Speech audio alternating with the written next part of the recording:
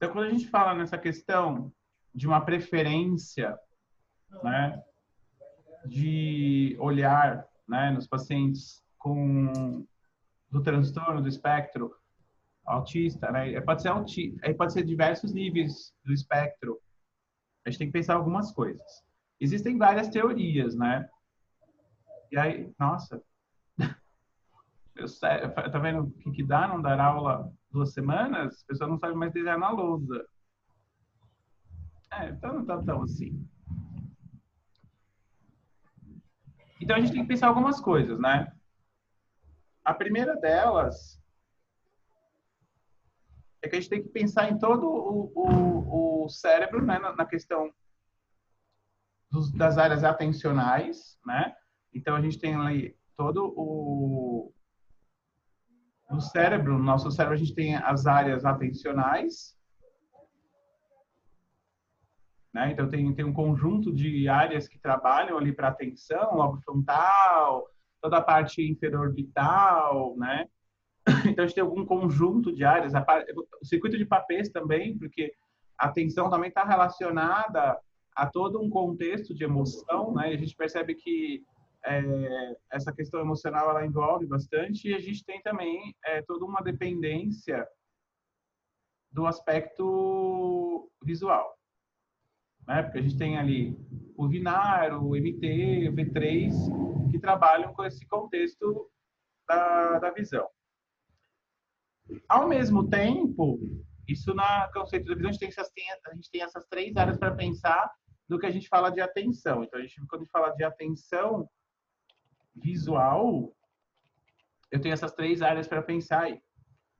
Tá? Então, o manter minha atenção, né, visual, eu posso ter um problema nessas 3 áreas ou nas 3 áreas. Então, já é um primeiro ponto a pensar. Tá? Então, como que eu poderia, se eu tenho só um problema de atenção, eu não estou nem falando da questão da manutenção da visão, do olho numa posição, como ela disse, lá, olhar à esquerda. Nem estou falando da posicionamento, estou falando só da atenção visual. Como que eu consigo ver isso? Eu consigo fazer isso através, né, de analisar o processamento visual. Na neurovisão, a gente faz isso através da avaliação da própria avaliação de neurovisual. Tá?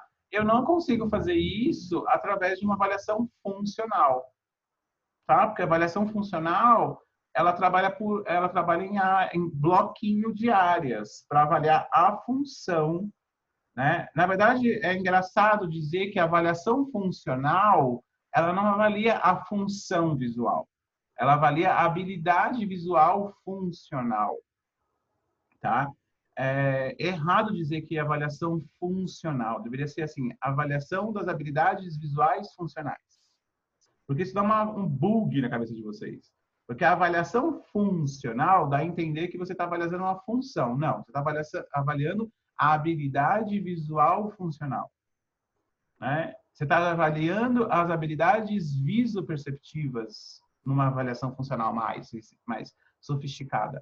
Quem avalia a função visual é o cover test, é a rotação binocular, é o TMA, é o luzes de Wolff, é o Titmus, é os testes. Eles avaliam a função visual. Então, para eu fazer uma propedêutica, né, que é o conjunto de testes para avaliar a ação de uma atenção visual, é só na neurovisão. Né? Isso a gente tem lá uma variação da tabela Haim, por exemplo, para esse fim de processamento visual. Que isso a gente não vê, por exemplo, dentro da formação de neurovisão. Isso aí já seria dentro da neurovisão, a gente não vê isso. A gente vê a parte. Lá no curso de processamento visual, por exemplo, a gente vê isso. Né? Tem uma tabela específica para ver isso. Tá? Então, a atenção visual, eu tenho que saber onde que está isso. Né? Está nesse universo, está nesse universo ou está nesse universo? Ou está nessa intersecção de universo ou está nessa intersecção de universo? Porque pode estar nas intersecções também. E quando está em intersecções, eu preciso trabalhar com o quê? Eu preciso trabalhar a neurovisão com fono, neurovisão com psicopedagogia, neurovisão com TO, neurovisão com físio. Aí entra a questão da interdisciplinaridade e da multidisciplinaridade. Né? Isso que é, às vezes, que os profissionais ainda não se ligaram aqui no Brasil, né? Eles não conseguem, porque eles não veem o paciente pelo cérebro, eles veem o paciente pelos sintomas, né? Quando você vai nos congressos europeus, né, de medicina integrativa, eles veem o paciente pelo cérebro, né? Pelo que integra. E quem integra? É o corpo ou o cérebro? É o cérebro. Aqui no Brasil, os profissionais veem o paciente pelo corpo, pelo sintoma e não pelo cérebro. Então, eles fazem essa saladinha mista, né? Essa banana split que vira aqui. Né? Aí você fica, até ó, também tá entrando na área da física, a física tá entrando na não sei da onde, a fono tá entrando. Gente, o cérebro é de um lugar só, ninguém tá entrando no lugar de ninguém, entendeu? Então, assim, eu vejo muito isso hoje dentro do Instituto, porque o Instituto é terra neutra. Eu estou dentro do cérebro. E o cérebro está lá. Eu estou com 32 horas corticais. Dessas 32 horas corticais, está a fono inteira dentro da área visual ali. Eu não estou entrando dentro da fono, eu não vou fazer reabilitação auditiva, reabilitação fonológica, né? Eu só estou fazendo a minha reabilitação visual com as áreas da fono, mas para a visão, né? Eu não estou fazendo fono, né? E, por exemplo, isso foi bem claro quando a gente fez a mentoria com a fono, foi bem interessante, né? Ficou bem claro isso para elas, né? A gente não faz fono, né? A gente trabalha com as mesmas áreas, mas eu para visão e elas para fono, né? Então, isso fica muito claro quando a gente tem que ver o paciente, a medicina integrativa vê o paciente pelo cérebro. E a medicina no Brasil, ela vê o paciente pelo sintoma, então ele vê o paciente pelo corpo, né? Então, esse é o primeiro ponto.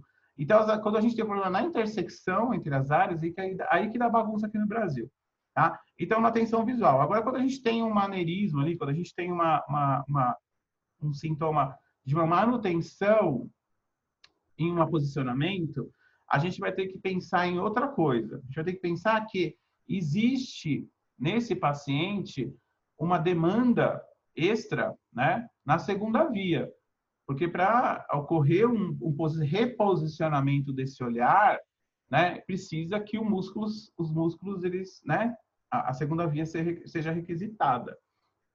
E aí ela precisa se comunicar, né, muitas vezes. Essa segunda via, ela conversa, vocês sabem disso, né? Ela conversa.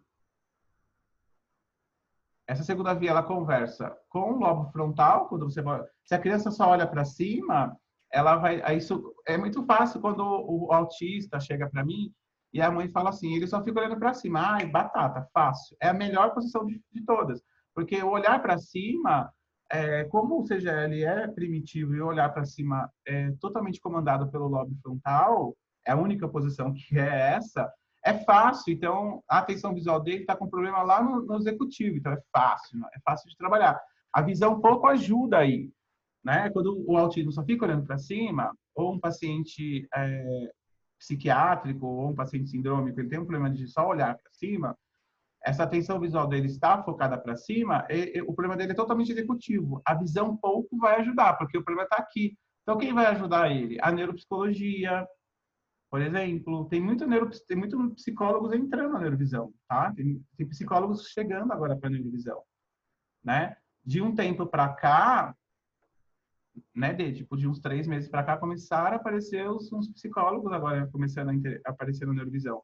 E é importante porque nesses casos de atenção visual, onde a demanda do olhar está para cima, a gente pouco pode ajudar, porque é executivo, é aqui em cima, né? A TO pode ajudar, é aqui, ela é o frontal. Agora, qualquer outro posicionamento, à direita, à esquerda, né?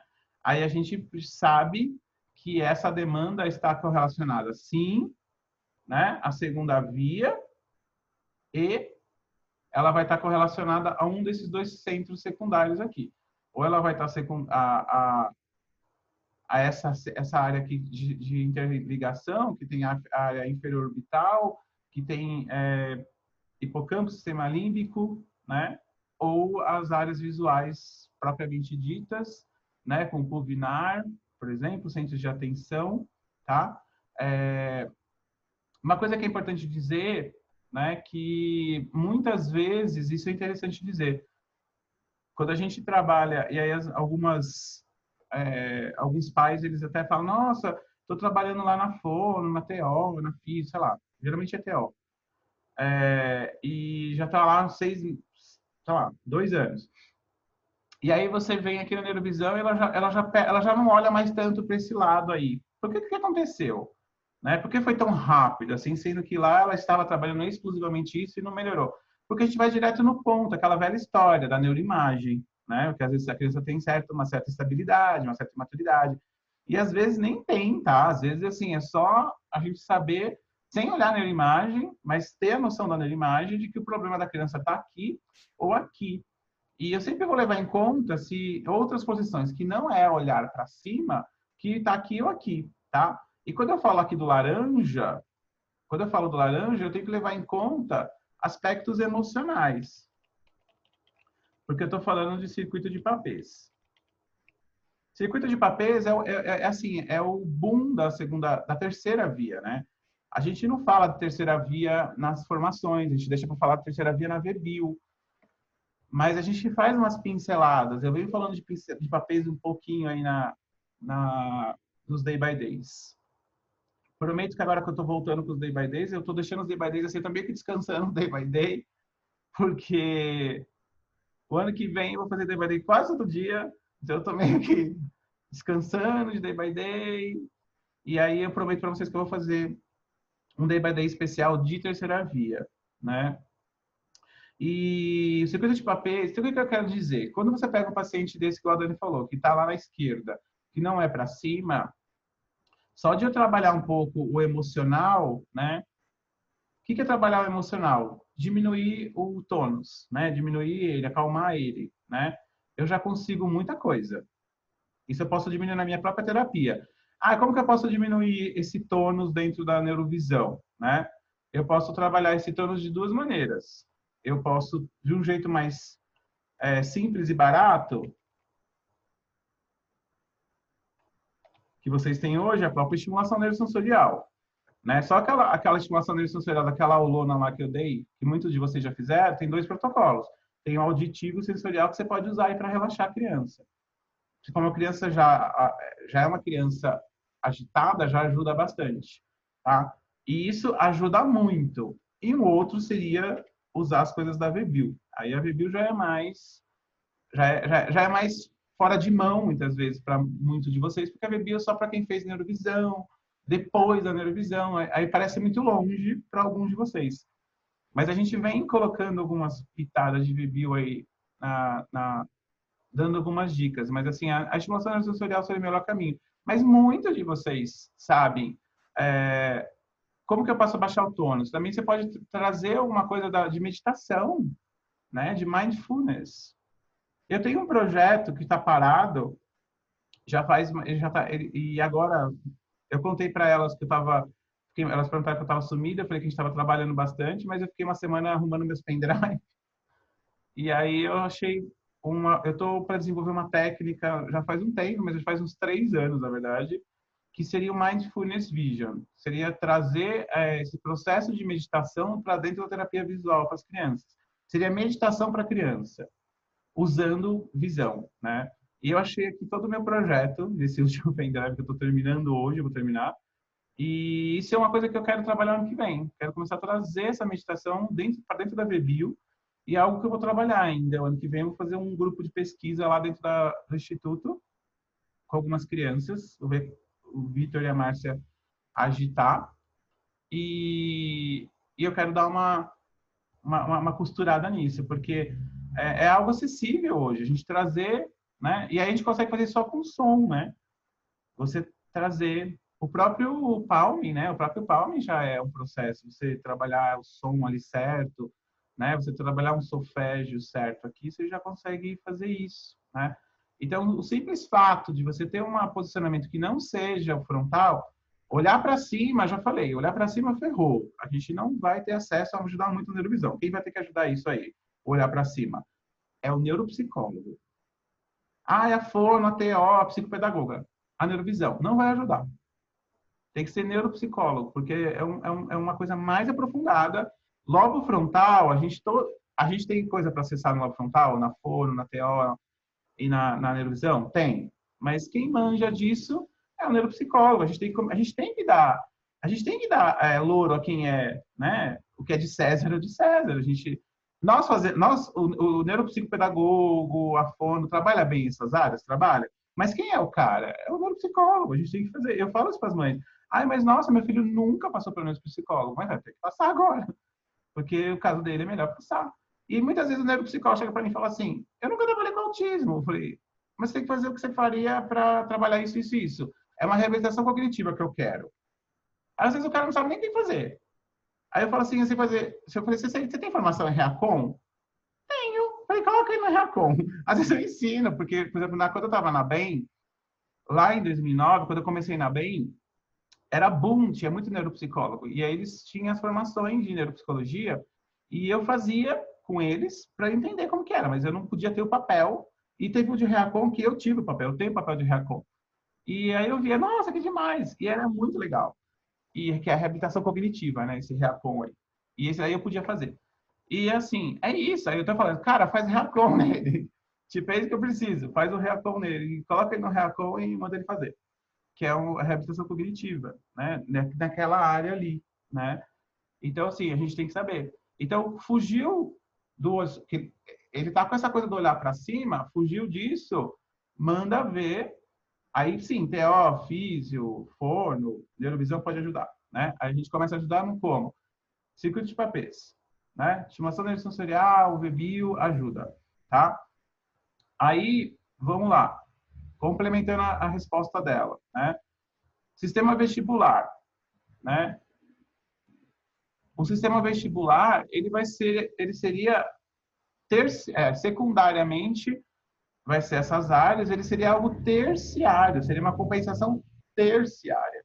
Então, assim, eu não olharia para o sistema vestibular aqui, não seria uma compensação que me preocuparia, a não ser que ele tenha uma compensação de cabeça por causa de um estrabismo que esteja associado. Aí pode ser que sim. Se não tiver, não tá, seria uma compensação terciária, né? Caso ele tenha o estrabismo, uma compensação visual de cabeça, seria uma compensação terciária, tá? A gente já viu alguns estudos relacionados a isso também. Porque se olha para o lado direito, tem mais um componente lado direito e esquerdo, aquela coisa de emoção, razão, isso não é relacionado aqui, tá? Isso não tem essa correlação de uso de hemisfério. Isso tem relacionado à quantidade de fibras, da potencialização sináptica que está usando, do padrão de estímulo que aquele cérebro leva no corpo caloso, depende do potencial do corpo caloso, né? Para a gente melhorar isso aqui também, né? A gente tem que pensar muito no autismo, né? Que foi a pergunta. A gente tem que pensar, nesse caso, na neuronutrição, né? Porque a gente tem que deixar o intestino trabalhando adequadamente, porque sem esse olhar para o intestino não vai ter, né? Porque eles têm esse problema da absorção de caseína, essas coisas, então tem que equilibrar isso, deixar a albumina arrumada, porque uma não absorção adequada da intestinal, da flora bacteriana do intestino, vai influenciar aqui, ó, na segunda via, então com certeza vai alterar toda a circuitária cerebral, né, a neuronutrição, então a gente vai ficar, se a gente não tiver com isso aqui ajustado, a gente vai ficar andando em círculos, né? E uma outra questão também, até tô pensando se de repente, eu não sei, eu vou jogar isso em live, que eu estou estudando esses artigos aí, tá? Para ambliopia, mas tem alguns artigos que citam do efeito do exercício físico. Aí eu fiquei até feliz porque saiu esses artigos agora recente. Até foi quando eles discutindo com a Denise esses dias, eu falei, eu sou educador físico, eu tenho CREF. Eu falei, nossa, eu vou usar meu CREF para alguma coisa. Do efeito do exercício físico na recuperação da ambliopia e no efeito do exercício físico associado à recuperação da visão nos autistas, na ambliopia. Tem uns artigos fodásticos aí de universidades federais, fodásticas, assim, tipo, essas mais top de lá de fora, eles estão mostrando isso, de colocar a criança para fazer atividade física mesmo durante a terapia visual, assim. Então vai vir, eu tô debruçado nisso ultimamente, também fiquei estudando esses dias aí, que são bem interessantes. Então, atividade física, né? O tal corpo e atividade, né? Então, isso é uma coisa que é recente, ainda preciso ver como.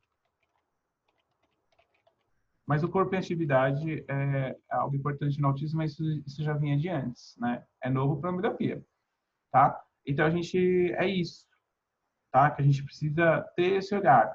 Então, para responder a sua pergunta, você pode acessar, você já pode começar trabalhando aqui, ó.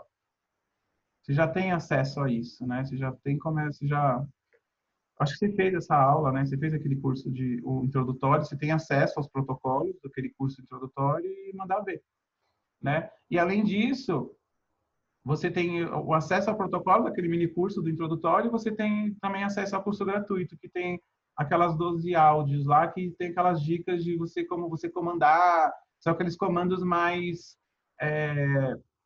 os comandos mais dessa área aqui do ciclo de papéis, que é tipo como ele te respeitar, lembra que tem lá no Telegram.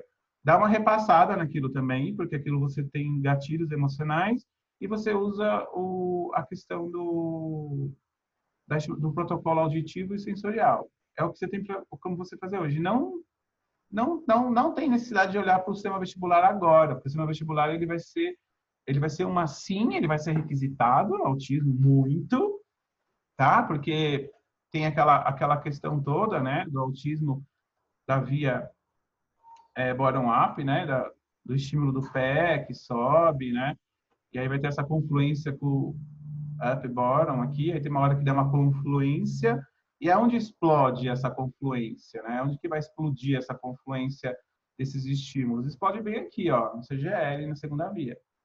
Então aí é uma área que está sempre em confusão, por isso que o sistema vestibular, e como o sistema vestibular está aqui, né, com essa confluência de estímulos que está sempre em confusão, né, ele vai acontecer, né, e vai falar, certo?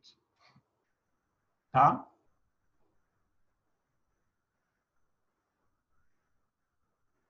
Ai, meu Deus. Deixa eu salvar isso aqui.